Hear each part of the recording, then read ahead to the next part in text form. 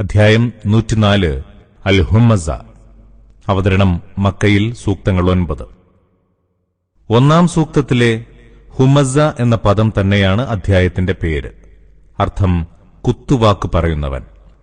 മക്കയിലാണ് അവതീർണമായത്. ധനപൂജകരായ വരേണ്യവർഗത്തിന്റെ ഹീനവൃത്തിയിലേക്ക് സൂചന നൽകി മരണാനന്തര ജീവിതത്തിൽ അതിന്റെ അനന്തരഫലമെന്തായിരിക്കുമെന്ന് മുന്നറിയിപ്പ് നൽകുന്നു.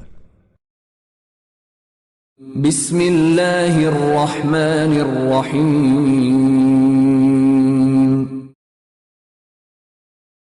കുത്തുവാക്ക് പറയുന്നവനൊക്കെയും നാശം, അവഹേളിക്കുന്നവനും.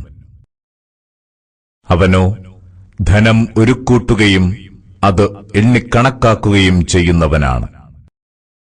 ധനം തന്നെ അനശ്വരനാക്കിയതായി അവൻ കരുതുന്നു.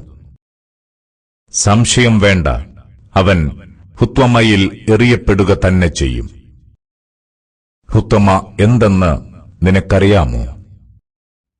അല്ലാഹുവിന്റെ കത്തിപ്പടരും നരകത്തീയാണത്, ഹൃദയങ്ങളിലേക്ക് കത്തിപ്പടരുന്നത്.